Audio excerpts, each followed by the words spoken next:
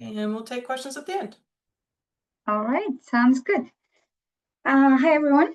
My name is Lusine, or Lucy Grigoryan. I'm a lecturer at the University of York in the UK, and I'm going to talk about a project we are doing together with Science Accelerator team on the cultural logics of dignity, honor, and face.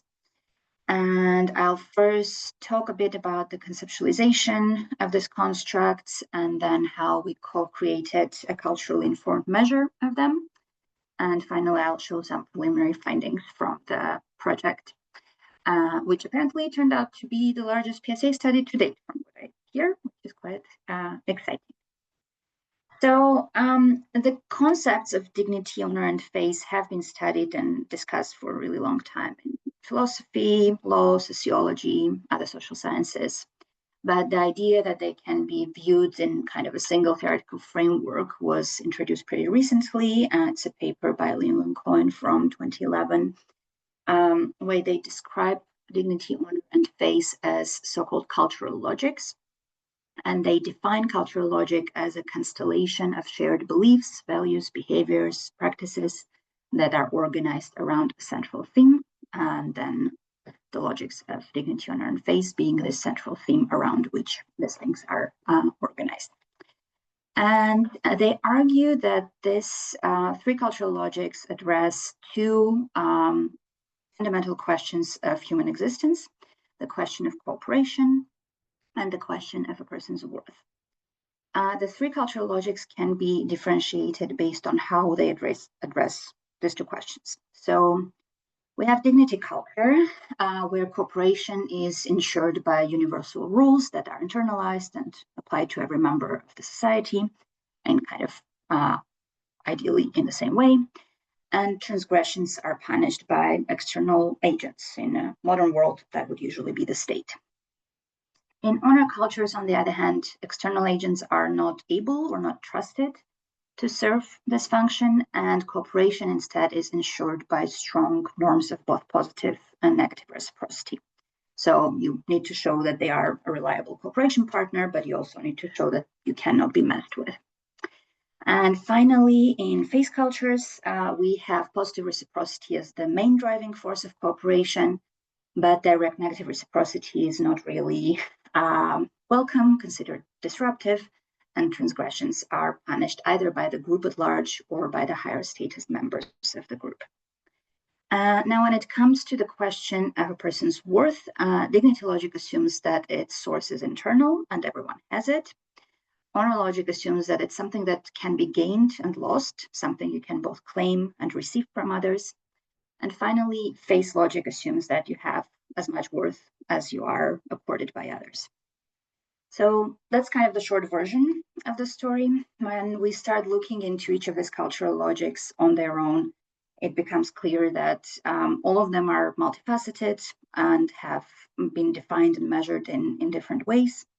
And don't really have the time to go into all of this literature, but my attempt to kind of integrate findings across many studies that looked at conceptualization and operationalization of this logics resulted in this kind of integrative summary. Basically, there are two elements that all these cultural logics share. The first is that they are all concerned with moral conduct and with respect or status of a person, so the question of worth. And these two elements correspond to the two foundational problems that I just talked about: the problem of cooperation related to moral conduct, and the problem of a person's worth related to respect. So these two facets are kind of part of the definition of all the cultural logics. However, the second facet that is less kind of discussed and addressed in the literature, but is also common to all three, is that they can all have either an individual focus or a social focus.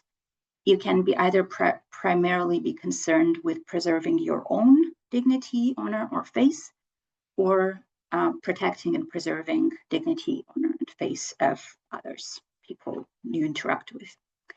And this distinction hasn't really been clearly made in the literature so far, but I think it is an important one to make and to incorporate into how we measure these things, because one of the reasons why I think it's worth it, because it kind of links somewhat to individualism, collectivism, which is still the most studied cultural dimension out there, but it also allows us to go beyond that simplistic view of individualism, collectivism, looking at self-concern and other concern within this larger framework of cultural logics. So we can see this kind of revised conceptualization of the cultural logics in the summary table here.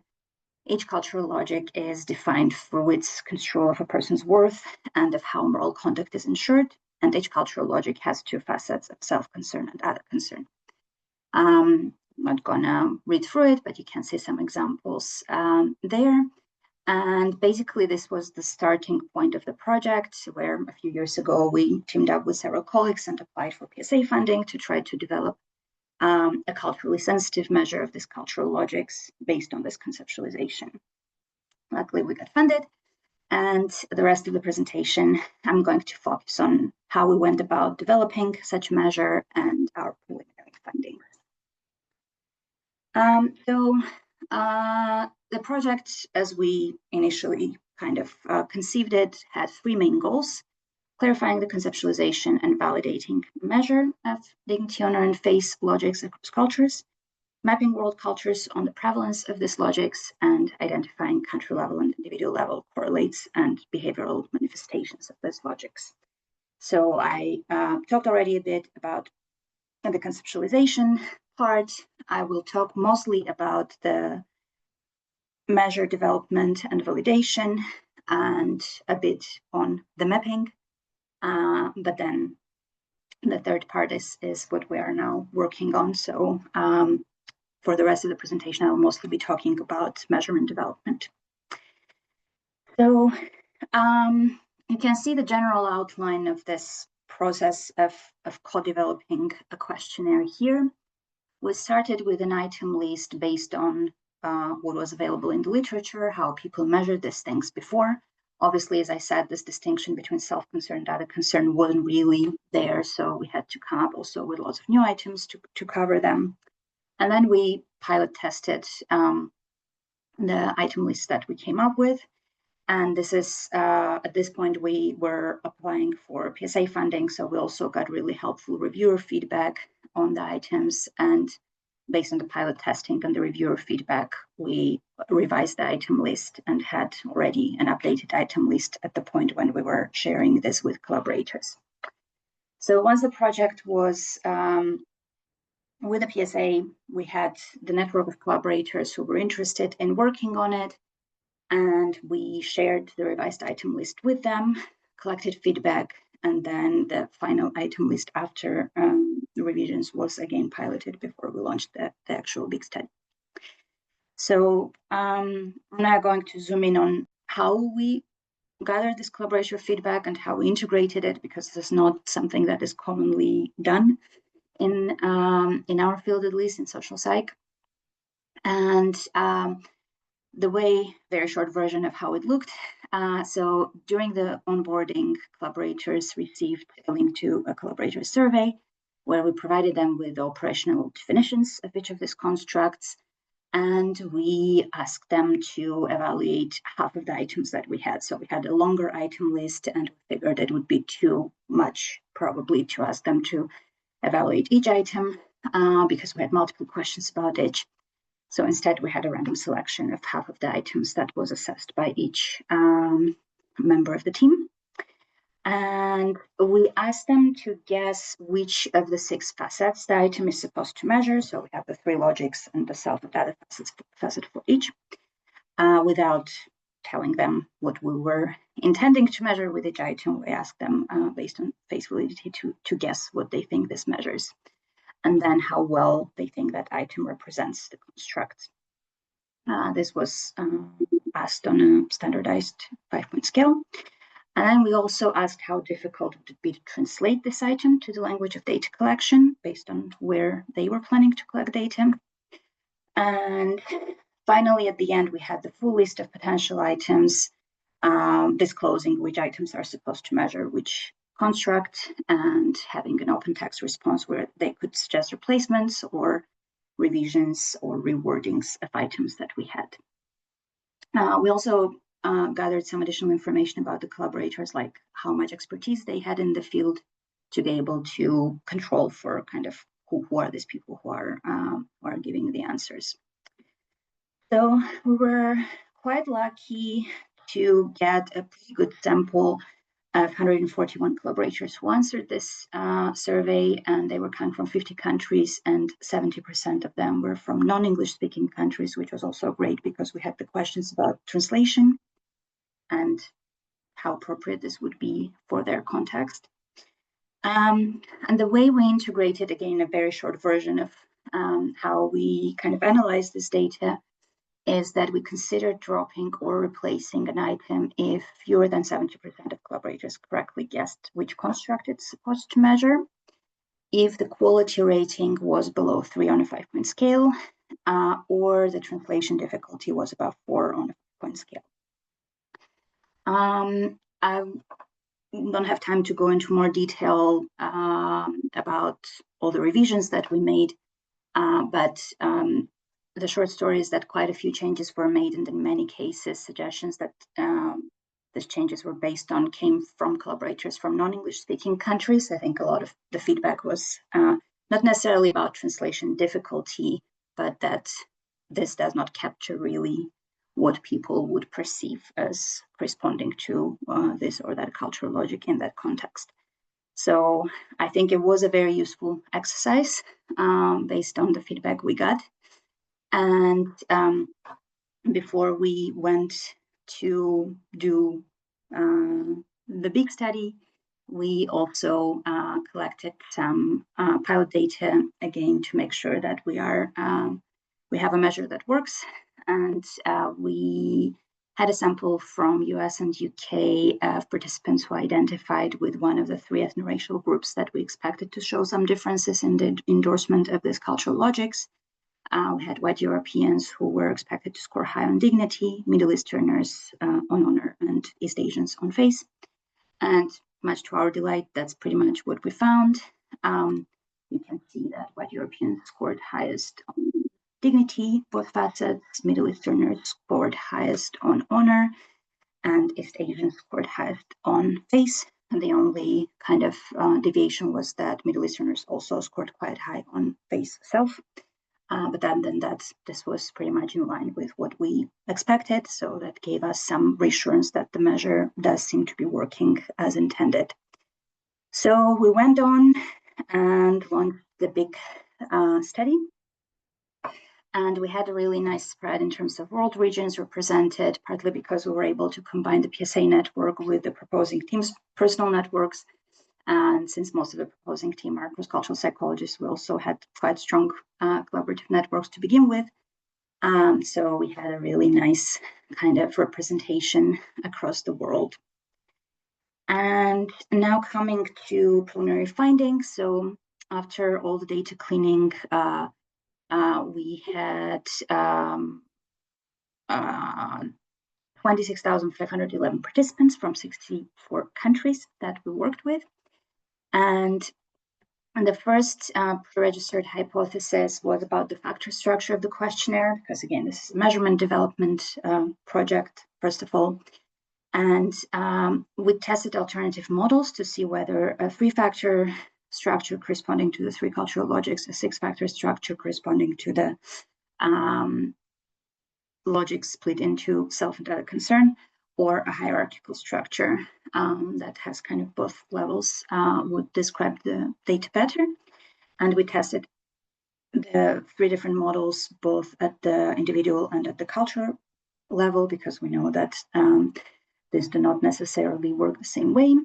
And also I should mention that everything was measured both as personal endorsements, so we asked participants how much they personally agreed with each of the items, but also as societal norms. We asked how much people around you would agree with each of this. So we had quite a few models to test, as you can imagine, and of what we got, we were pretty happy with, which was a solution of 6 factors at the individual level and 3 factors at the cultural level. Model fits were pretty good without needing to remove any items or add any residual correlations. for people who worked with cross-cultural data and CFAs, you would know that it's quite unlikely to get this good of a model fit right away without any changes. So I'm also thinking that this whole co-development process was really helpful in making the scales already quite good to begin with, so that we could actually have a good factor structure without having to make a lot of changes later on. And then we also tested invariance using alignment optimization. We had acceptable average kind of invariance scores for endorsement and reasonably good scores for the norms measures. So to show you a sneak preview of the distribution of the scores, you can see here the scores for both endorsement and norms. And basically, in both cases, we get kind of hierarchies of scores that correspond to what we would expect based on previous literature. For example, in both cases, Germanic countries score highest on dignity, Middle Eastern countries score highest on honor, and Confucian countries score highest on face.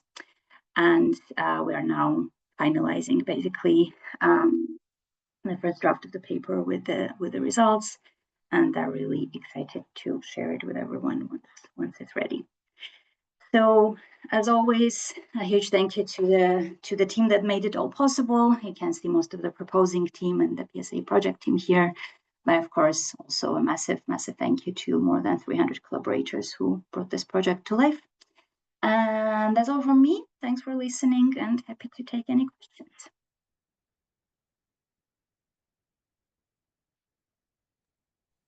Yeah, we totally have time for questions. Folks want to ask.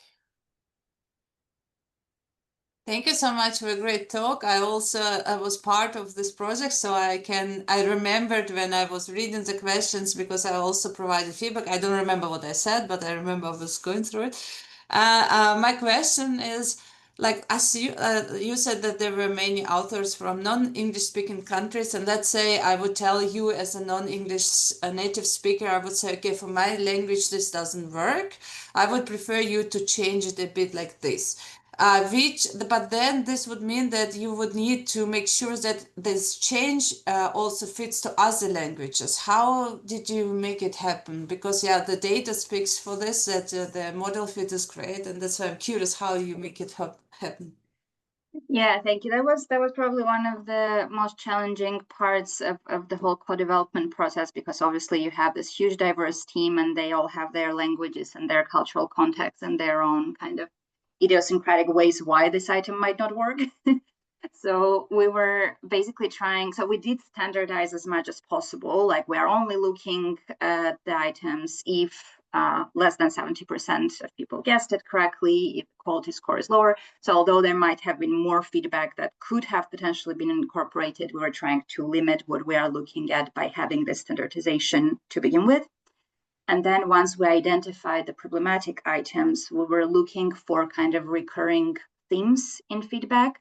So instead of going, okay, one person said this is problematic, we have to do something with it, but instead trying to integrate everything we got to say, okay, this seems to come up across multiple collaborators' feedback over and over again. Maybe this is something we need to look into, either revise, reward, or change completely. So yeah, that second step beyond standardized scores was already very kind of with a lot of degrees of freedom in terms of just trying to make sense of, okay, is there some kind of consensus that this can be problematic?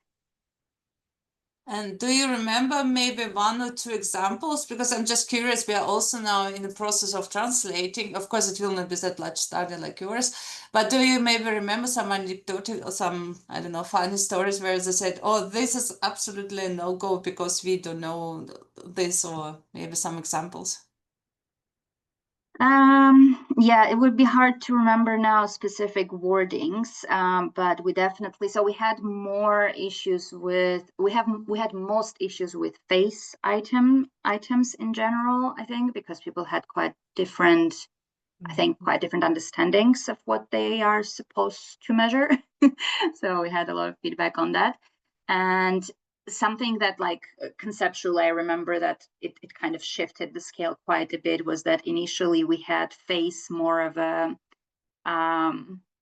as a modesty construct, is like trying to suppress your behavior to be appropriate for the context, etc., etc.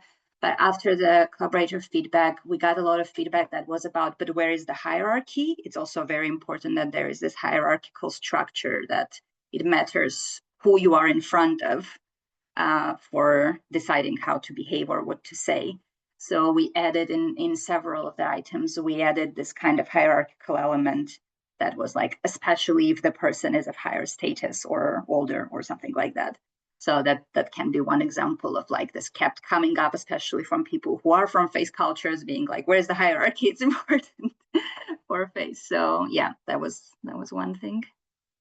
Thank you, very interesting. Yeah, thank you so much. Thank you.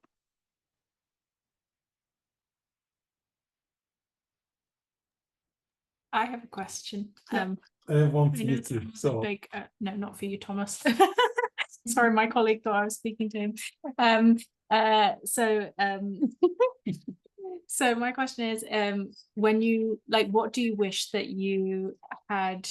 Is there anything that you wish that you'd known at the beginning of the project, or something that you would change if you could go back, or are you just like super happy with absolutely everything and how it went?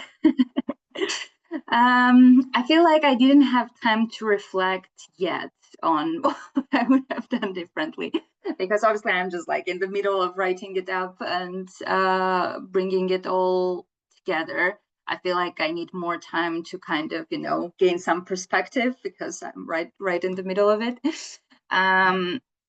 Yeah, I think right now I'm more kind of focused on the things that we did that I think turned out well. Like, I think, yeah, the reason why it works as well as it works, because we had the whole co-development stage.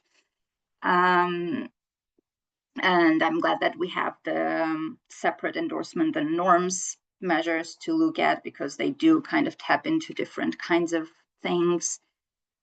So yeah, there are probably many things that could have been done better or differently, but I feel like I need maybe a few months after this is all done to actually come back to it and be like, okay, so that does not look good. It needed to be different. But yeah, too close for now to say.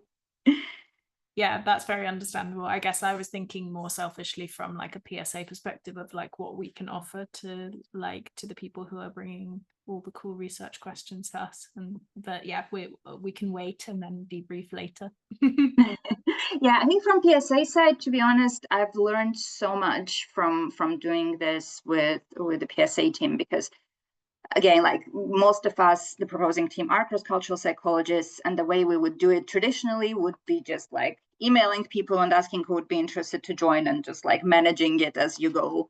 But the processes and procedures you have already kind of established in the team are really helpful for a project of this size. Like, obviously we wouldn't be able, none of us would be able to do a project of this size without that kind of structural support that was there. It had the downside that some of the people the collaborators who are used to doing, the traditional way of very informal communication by email were getting kind of frustrated with the bureaucracy of it and having to fill out so many forms. So I guess that's the main thing that could be maybe optimized to some extent, thinking how to minimize the bureaucratic side of things. But yeah, they do come together. Like, if you want to have that structure and some kind of transparent process of how things work, you do need to have some admin around it. So it's a very hard balance to find, I think. And yeah, it's something that we should probably keep thinking about how to do it best. But I do understand that, yeah, these are two sides of the same coin. Whew. It's good to hear. Yeah, that it didn't go terrible. And every project is different. I think, as having been on multiple of the PSA ones, like, y'all's team is also is one reason why it went so successfully. Right, it's very easy to work with. Not saying anything bad about other teams, but personalities get hard in big science. Cool. Any other questions from? I just was writing, give them a medal. You need to establish this rewards for the best team to work with. But this is what I also wanted to ask, because you said that you come from you have a cross-cultural background. Did it make already waves in your communities that, oh, look, there is a study that is precisely investigating cross-cultural things and doing it on such a large scale? I'm curious how your community perceives it. Yeah, actually, we went to it was the perfect place to present this. It was the joint conference of International Association of Cross-Cultural Psychology and Academy for Intercultural Research. So all the intercultural people and cross-cultural people were there.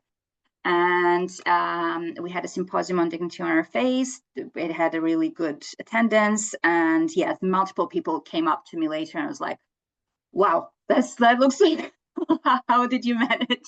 And I think a lot of people don't even know that PSA exists as a place that they can actually work together on things, because PSA comes from the open science side of things, and cross-cultural psychologists come from kind of topical interest in cultural things.